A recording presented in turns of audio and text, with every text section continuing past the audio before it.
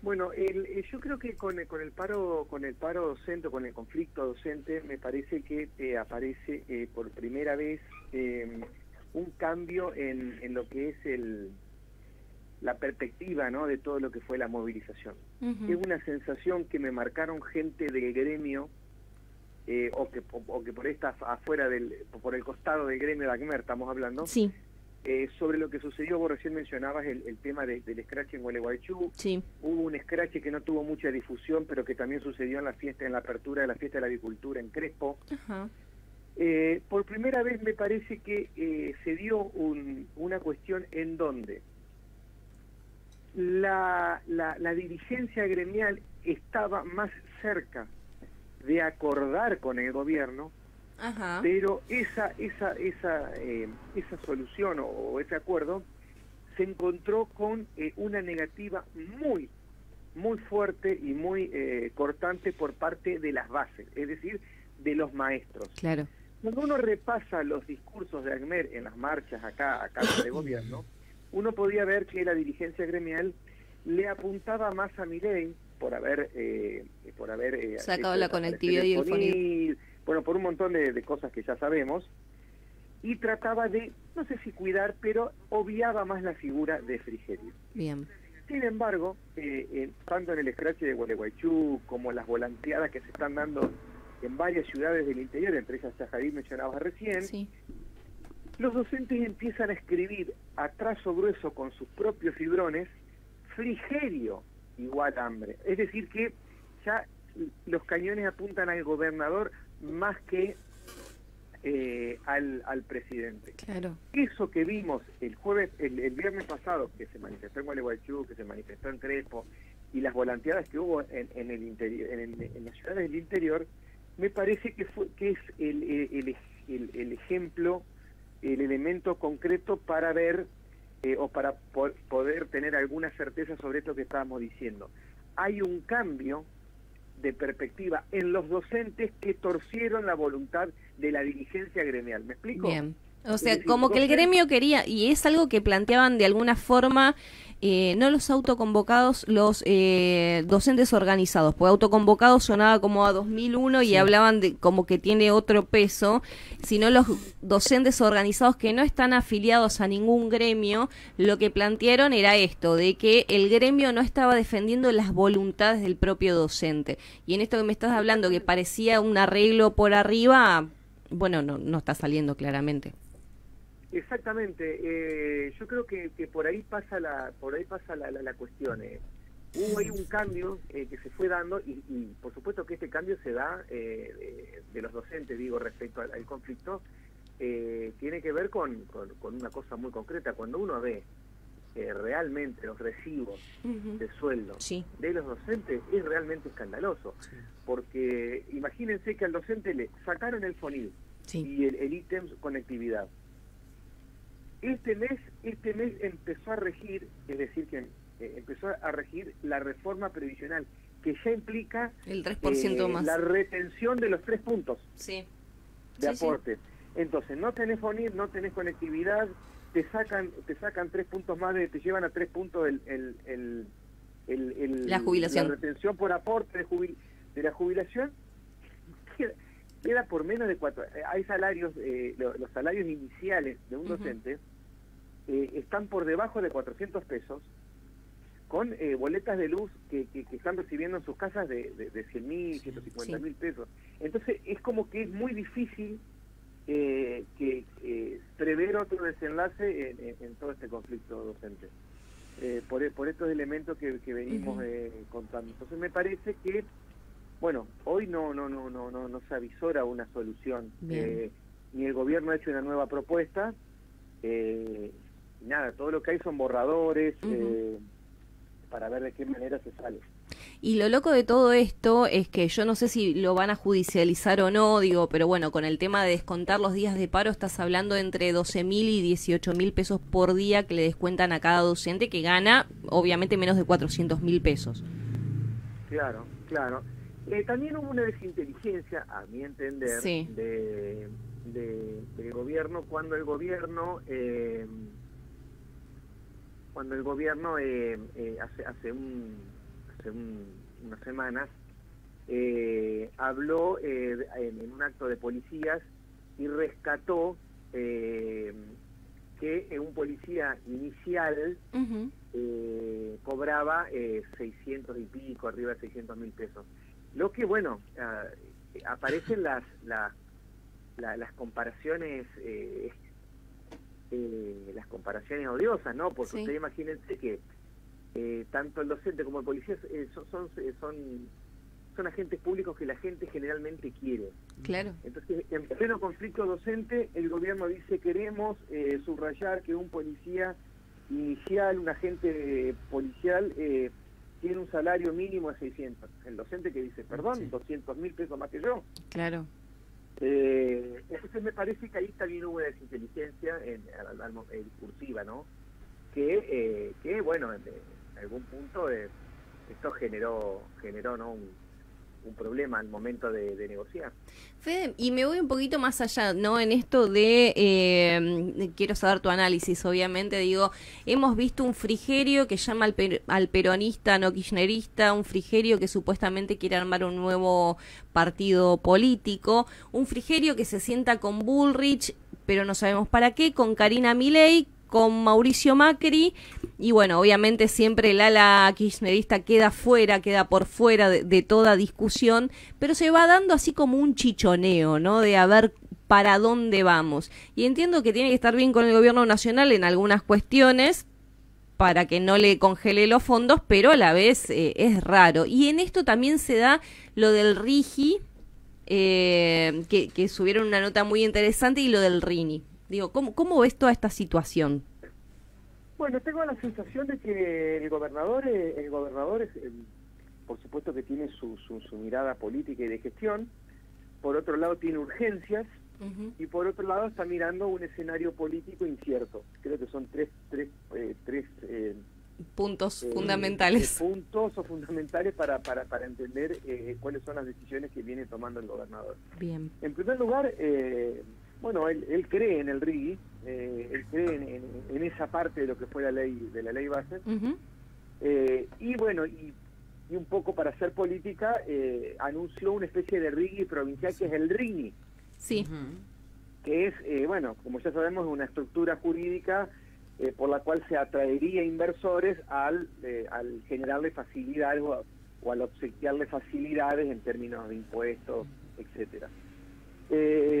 Bueno, este es el punto político en cuanto a su ideología, a su forma de pensar la inversión. Él coincide con esto.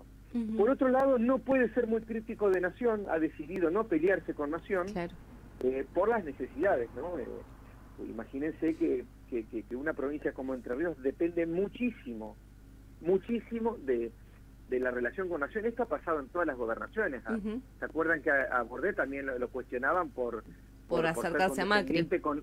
Exactamente, por ser condescendiente a Mauricio Macri y a Uribarri, a Cristina, y así más allá de los acercamientos políticos.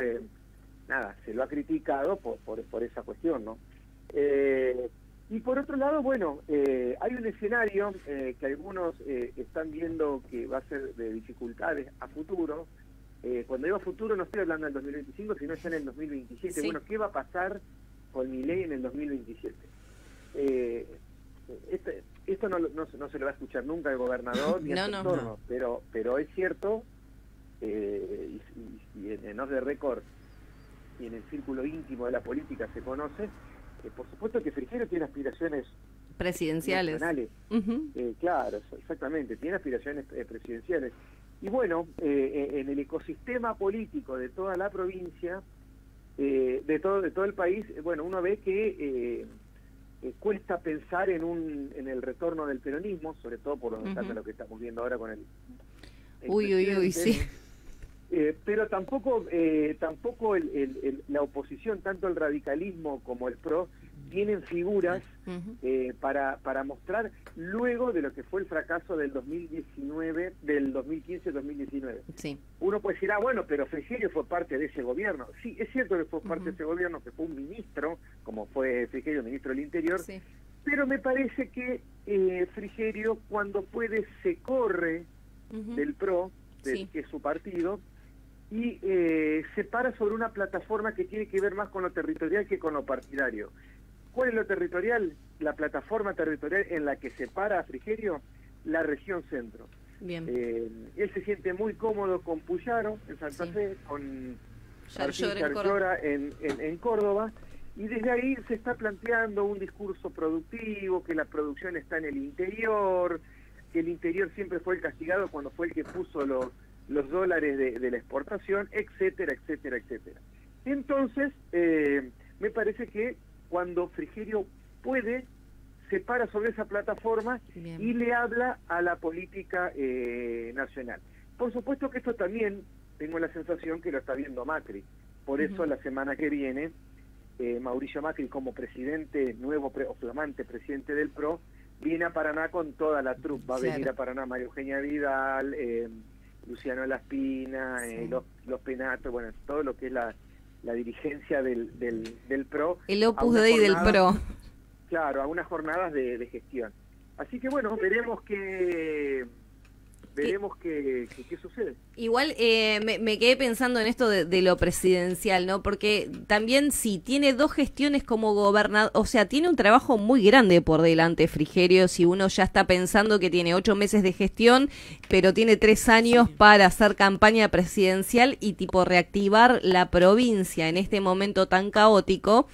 Va a ser difícil, pero a la vez repensar de que si tuviese 2 gestiones como gobernador perdería mucho, porque la segunda gestión te estanca muchísimo. Míralo a Bordet, de que la primera gestión fue una cosa y la segunda gestión hizo agua, digo, esto de tomar el toro por las astas con el tema de las jubilaciones o la reforma jubilatoria, un estado elefantiásico por donde lo mires y mucha falta de control en un montón de otras cuestiones, ¿no? Entonces, me parece que está como corriendo a contrarreloj muchísimo, Frigerio. Sí, el gobernador, bueno, tiene una gestión día a día, ¿no? Muy compleja, sin recursos, y con un gabinete que empieza a mostrar algunas fisuras, empiezan a haber críticas incluso públicas. El presidente del radicalismo, Juan Sosa, la semana pasada lo dijo textualmente.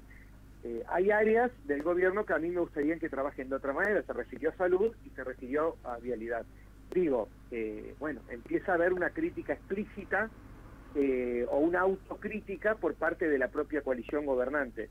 Bueno, hay un montón de motivos. Uno de ellos es la falta de recursos, ¿no? Claro. Sin recursos todo es más complejo. Y por supuesto, en ese marco, si uno le pregunta a Frigerio por una candidatura presidencial, pero no va a decir nada y no se le ocurre decir nada y sabe concretamente que no puede decir nada. Pero bueno, en política uno sabe que las aspiraciones de máxima siempre están en el inconsciente del dirigente, pero bueno, eso no lo va a decir nunca y está muy bien que así sea, porque ustedes imagínense en semejante situación hablar de semejante escenario, ¿no? Bueno, pero ya lo tenemos, o sea, y en todo esto que hay una nota muy interesante en Página Política que se replicó en el portal de Chajarí al Día, el tema de la foto de Galimberti y Galimberti yendo a la CTM, ¿no? Digo, diputado nacional, mandato incumplido, porque ya está dejando mandatos incumplidos por todos lados, se va a ir a la CTM. Entonces, ¿qué negociado hay atrás, digo, en todo esto? Bueno, eso llamó la atención, por lo siguiente, porque Galimberti había sido la única voz del radicalismo que le hacía ruido a Frigerio, claro, ¿no? Bueno, por obviedades, ¿no? Que podemos llegar a decir. Primero fue quien lo enfrentó en el 2021, en una interna dentro de Juntos por el Cambio, y también fue quien lo enfrentó en el 2023. Por lo tanto, si había un dirigente en Entre Ríos que le hacía ruido a Frigerio dentro de la coalición, era Galimberti. Por eso había radicales, que había un sector de la dirigencia que veía en su figura, bueno, una conducción interna con expectativa de pelear más adelante. Al sumarse a CTM, bueno, esos radicales o esa dirigencia o esos militantes que estaban viendo en su figura una alternativa dentro de la coalición, me imagino que se van a haber sentido defraudados, supongo, porque, bueno... O indignados, no sé. Claro, el título de la noticia pudo haber sido Galimberti finalmente terminó en el frigerismo, digo, para ponerlo en palabras o en una síntesis, ¿no? Igual teniendo caja, ¿no? Manejando fondos de STM, ¿no? Pero si va a tener una espalda un poco más abultada trabajando en CTM con un sueldo en dólares, también esto le genera posibilidad de campaña, porque si hay algo que vamos a decirle a Galimberti, nos guste bien, nos guste o no nos guste, es que el tipo es insistente. Sí. O sea, sabía que perdía, digo, con Frigerio y le metió, digo, no, él... Por supuesto, yo creo que ahí estaba ahí estaba la audacia de Galimberti, ¿no? Que en un escenario político muy adverso por su contrincante interno, que aparecía como un ganador indiscutido, armó una propuesta, la presentó, peleó, bueno, eso generó un montón de expectativas, sobre todo dentro del radicalismo, y bueno, ahora con este último cambio, bueno, da la sensación de que, bueno, la gente de los radicales, bueno, no sé, no he hablado con radicales, pero sí he hablado con gente cercana a Frigerio, en donde vieron la movida como un golazo, ¿no? Digamos, la sensación era, viste lo de Galimberti y lo trajimos para este lado, ¿no?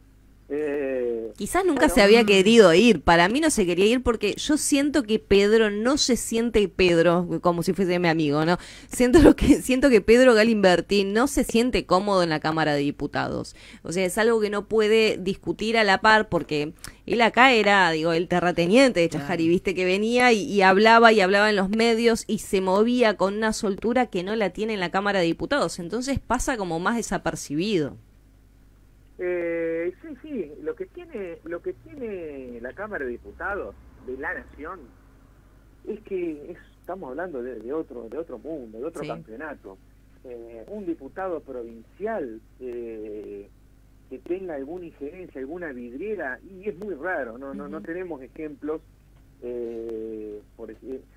Miren el gobernador, el ex gobernador Gustavo Bordet, siendo gobernador, 2 oportunidades en la provincia de Entre Ríos, hoy como diputado nacional. ¿Qué es? Nada, pero no porque no tenga capacidades el ex gobernador Bordet, sino que porque es otra liga, ¿no? Entonces, bueno, imagínense.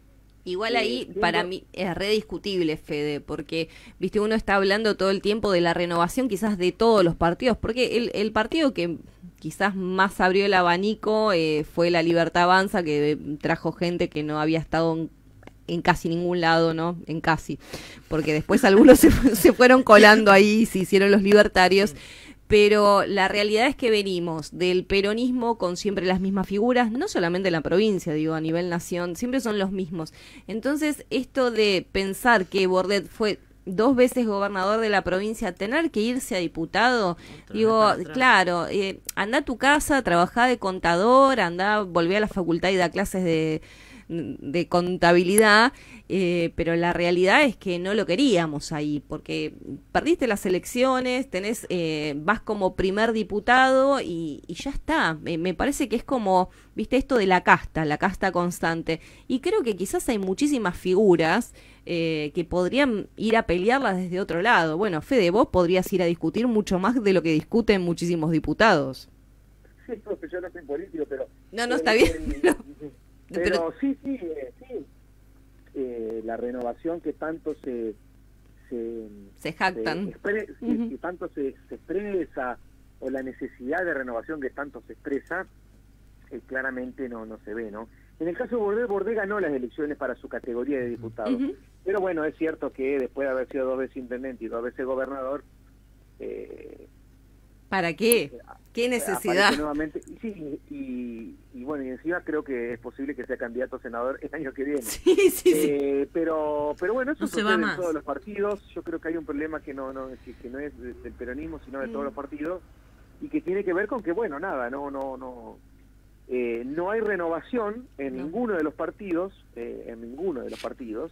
y por eso también la crítica, y por eso también la sociedad cuestiona a los partidos. Claro. Y por eso quizás presida el país un hombre sin partido, ¿no? Entonces me parece que, bueno, hay que verlo alejarse un poco por ahí de la rosca política, lo digo en mi caso, ¿no? Que uno en páginas políticas siempre es sobre una cuestión muy chica.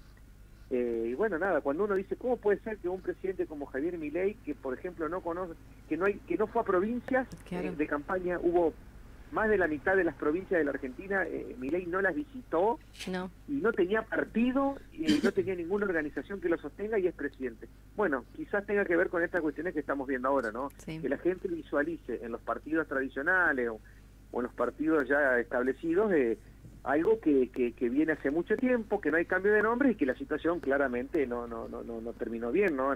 Ni en el gobierno anterior, ni en el anterior, ni en el anterior. Entonces, bueno, nada, me parece que hay que buscarlo ahí. Creo que la crisis de los partidos se expresa, entre otras cosas, aparte de la falta de debate, de propuestas más creativas, tiene que ver con eso, ¿no? Que uno tiene la sensación que cada 2 años va al cuarto oscuro y las caras las tiene de memoria, parece que está viendo un tío. Así que bueno, nada, vamos a ver cómo es el desenlace. Yo creo que ya no ahora, pero en un par de meses, ya el clima electoral del año que viene va a empezar a palparse, y sobre todo va a tener que ver mucho con la situación del país, si mejora o empeora. Claro, eso te iba a decir, con reactivación económica o no, pues si no, ni me venga a hacer una campaña, claro, o sea, no quiero que me regales nada, pero quiero reactivación económica, porque la realidad es que venís a hacer campaña con la nuestra, diríamos, con nuestros impuestos, con un montón de dinero, y hay tantas falencias en toda la provincia, y la verdad que es complejo. Es muy complejo, uno se cuida de dar opiniones en torno a la economía, porque es un tema muy específico y que yo por lo menos no me he dedicado a eso, ni desconozco, pero bueno, cuando uno lee a los que saben, economistas incluso de diferentes líneas, bueno, la famosa reactivación no se avisora en un futuro próximo, ¿no? Eso es por lo menos en economistas del peronismo, en economistas del radicalismo, incluso hasta en economistas del PRO, no están viendo una reactivación en un futuro próximo. Por lo tanto, bueno, eso hay que ver hasta dónde bueno, el ciudadano común aguanta, ¿no? Esta situación de ajuste permanente, ¿no? Ayer veíamos en los medios que se liberó. Cuando uno ve o lee o escucha la palabra liberar, es igual a aumento de precio. Eso lo entiende cualquiera. Bueno, se liberó el precio de la garrafa. O sea, ya habían liberado la nafta, que subió 10 veces en lo que va del año. Liberaron las tarifas de servicios, de colectivo. Acá para tomarse un colectivo, para que tengan una idea, en Paraná, el precio base, ¿no? Te cuestan los estudiantes, una serie de... Pero el tomarse un colectivo acá sale 1.200 pesos. 1.200. ¿Y no importa el trayecto? O sea, porque viste que ahora que segmentaron... Dentro de Paraná, es decir que si yo me tengo que ir al trabajo y volver, en el día tengo 2.400 pesos. Es un montón. Por supuesto que los estudiantes tienen descuentos, sus descuentos, está la gratuidad del boleto estudiantil, pero después cualquier trabajador... usted imagínense 2.000 pesos, 2.400 pesos por día. Cuéntenlo por 20, que serían de lunes a viernes, ¿no? El día laboral, o para un docente, volviendo al tema docente con el que iniciamos la charla. Y es muy complejo. Por ahí en la ciudad más chica, al no haber el servicio público, no tiene tanta incidencia como en Paraná, o calculo con Cobre o Concepción, Uruguay, que son las ciudades más grandes. Pero bueno, entonces se empieza a desregular todo, sube el colectivo, se libera el precio de la nafta, se libera el precio de los servicios como el gas y la luz, y bueno, eso impacta directamente en cualquier familia, no solamente docentes. Por eso no se está viendo ningún futuro próspero de manera cercana, ¿no? Lo que te iba a decir, que uno a veces habla de economía, desde el sentido común, de que uno administra obviamente un hogar y tiene que llegar a fin de mes, y cómo te ajustás al mes con el sueldo, porque ya no ajustás el sueldo al mes, La realidad es que en el índice de precios al consumidor no están impactando todas estas tarifas y estos servicios. Y eso es una locura, digo, ni hablar que subió el monotributo a partir de este mes, digo, la gente que tiene monotributo. El tema de las prepagas también, que fueron subiendo y ahora también liberaron las prepagas. Y se va elaborando todo un escenario muy complejo que cuando te dicen la inflación del mes fue un 4%, cuando sabés de que tu economía fue mucho más. Sí, yo con el tema el otro día lo hablábamos, ¿no? con unos periodistas amigos en un encuentro, cuando justo se dio la inflación del 4%. Sí. En mi caso, por ejemplo, que hago las compras en casa, o que suelo hacer las compras en casa, y uno siempre medio que compra lo mismo porque los chicos comen lo mismo, porque, bueno, por un montón de cuestiones. Por lo tanto, hay productos que uno los sigue bien de cerca al incremento. A mí me da la sensación que ese 4% no sé cómo se constituye ese porcentaje. No, toman uno pero, solo. Un solo producto. Puedo dar fe o dar ejemplos personales en donde hay productos que subieron mucho más que el 4%. Sí. Por eso digo, no sé cómo se constituye y cómo se llega a ese 4% de inflación mensual, pero me da la sensación de que en muchos productos de consumo masivo el precio subió más. Sí. Pero bueno, no sé, no conozco la manera... La fórmula. La fórmula o el procedimiento por el cual se constituye igual, un ejercicio, ¿no? Tipo, a modo gracia, digo, Fede, digo, quizás en 10 años tengamos un juicio a Caputo, ¿me entendés? Por los índices de precio al consumidor como Moreno, ¿viste? Moreno por Sí, altanero, claro. Y este por mentiroso. Exactamente. La verdad que me llamó la atención, ¿no? Sí. Uno cuando ve las cifras de 3%, 3 y pico, 4%, Sí. digo, pero ¿cómo lo sacaron? No.